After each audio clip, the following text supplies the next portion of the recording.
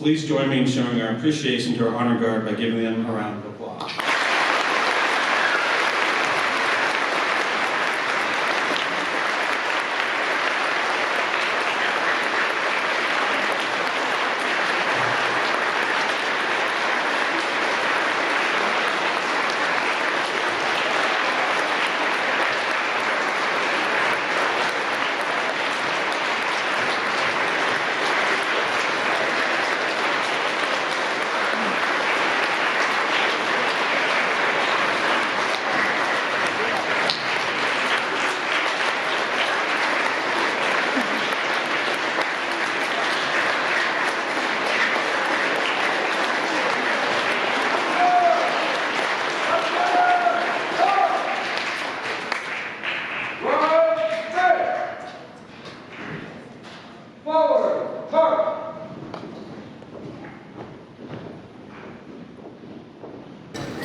A couple years ago, we started to invite veterans and family members of veterans to come to our assembly and tell their stories of service. This year's speaker spends many of her days subbing in our classrooms at AMS. You've probably seen her in your classroom or in the hallways. Major Hallie Babin is a member of the class of 2000 here at Ashland High School. As a student at AHS, Major Babin was a member of the symphonic, marching, and jazz bands, and earned varsity letters in cross-country, swimming, and track. Upon graduation, Major Babin attended Ashland University, joined the Army Reserves, and later completed her undergraduate degree in history from The Ohio State University. She earned a master's in business administration from Ashland University. Major Babin served her first 2 contracts in the Army as an enlisted combat medic before earning her commission in 2011 as a Medical Service Corps officer. While enlisted, she served 2 combat tours in Iraq and participated in multiple humanitarian aid missions throughout the world. A few of her military awards and decorations include the Meritorious Service Medal, Joint Services Commendation Medal, the Army Commendation Medal, and the Army Achievement Medal. She's still serving in the Army Reserves as the executive officer at the 256th Field Hospital in Twinsburg, Ohio. And most importantly, she's the mother of Annabelle, one of our 7th grade students here at AMS. Please join me in welcoming Major Hallie Babin to the stage.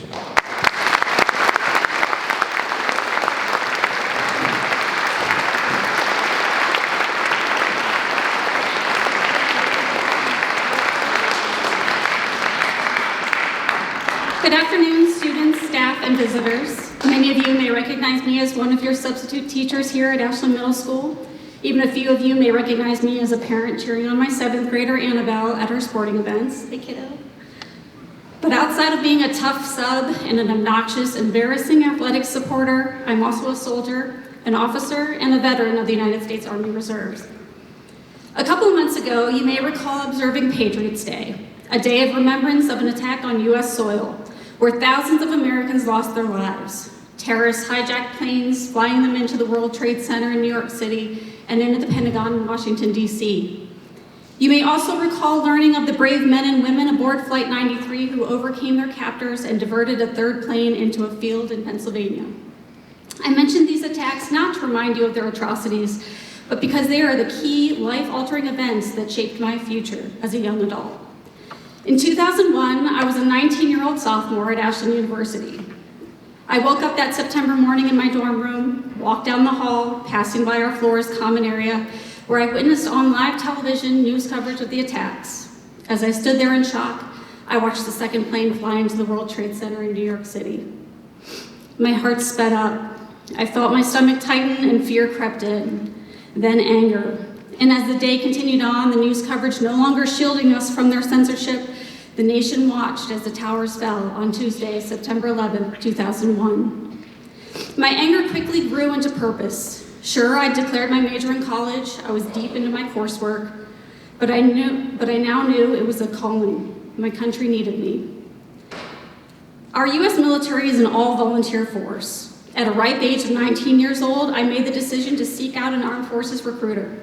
After meeting with each branch, I decided the Army was the right path for me. On October 19, 2001, I raised my right hand, swearing to defend the Constitution against all enemies, foreign and domestic, and I enlisted as a combat medic. I went on to complete the fall semester at Ashland University and headed to basic training in early 2002. My first assignment was the 256 Combat Support Hospital in Brook Park, Ohio.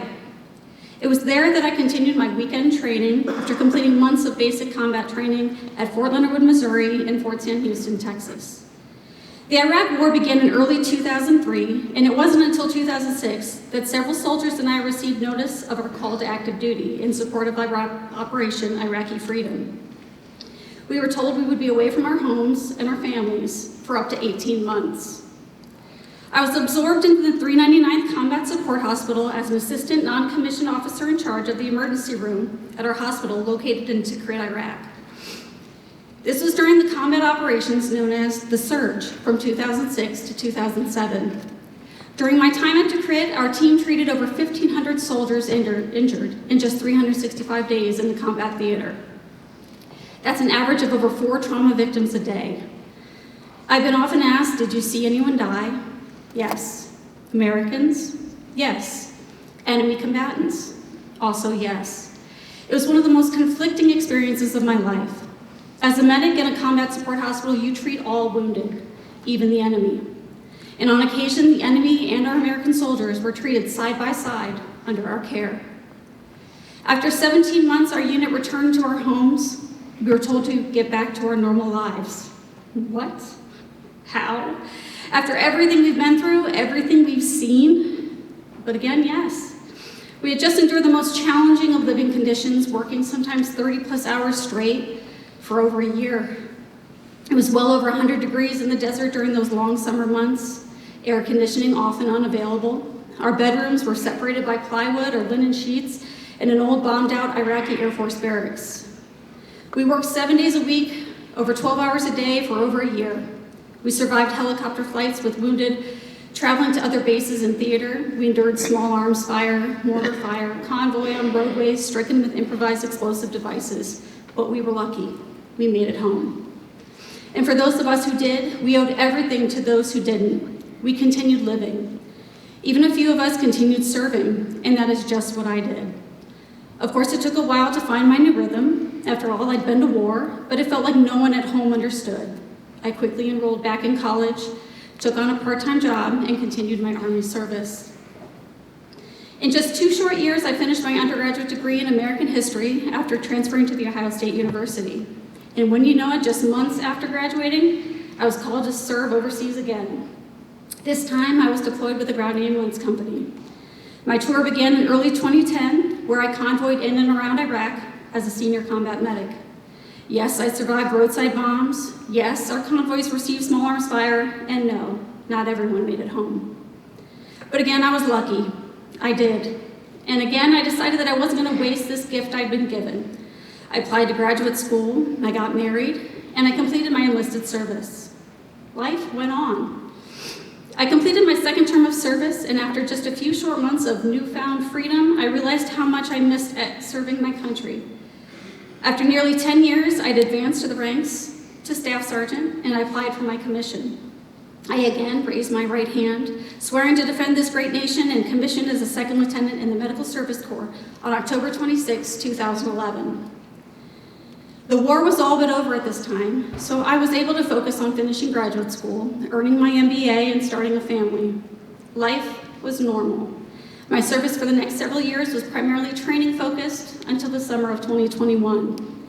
I had by this time served as a detachment commander, a company commander, and an operations officer at Army medical units in New Jersey, Pennsylvania, Indiana, and Ohio. In early 2021, I was notified that I was being called to active duty again, this time to support humanitarian peacekeeping operations in Central America. For nearly a year, I was stationed in Honduras, assigned to the U.S. Southern Command's Joint Task Force Bravo. It was here that I led a team of humanitarian aid mission planners organizing healthcare in remote villages in Honduras, Belize, Guatemala, Costa Rica, and the Darien Gap in Panama. This experience was one of the most memorable of my career. We strengthened relationships with foreign governments, earning trust and support of the impoverished tribal villages. This time away from family was very difficult. It was different. This time I left a daughter behind. Serving our country takes fortitude, grit, perseverance, physical and mental toughness. And I'm so incredibly grateful for my family, my friends, my community, and my employers for giving me the strength and support to serve my country, allowing me to honor those who have served before me.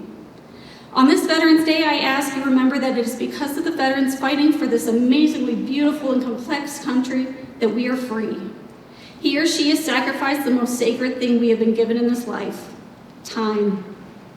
I've now served more than 24 years in the Army, and with my retirement nearing and my health declining, I still consider my choice to serve as one of the most important and best decisions I've ever made. I personally chose to serve to honor my fellow countrymen and those we've lost along the way. Please take the time today to thank a veteran, and do it every day. Don't forget that veterans come in all shapes, all colors, all races, and all genders. We're young, we're old, we're brothers, sisters, moms, dads, cousins, friends, and neighbors, and perhaps even a substitute teacher at your local school district. I'd like to leave you today with one of my favorite quotes by former President Ronald Reagan, and a great reminder on this day. Freedom is never more than one generation away from extinction. We didn't pass it to our children in the bloodstream. It must be fought for, protected, and handed on for them to do the same. To every veteran here with us, and to those listening from afar, thank you. Your strength inspires us, your service humbles us, and your courage reminds us to be better people, braver, kinder, and more grateful. Thank you for your attention to my personal story of my military service to this wonderful nation. Thank you.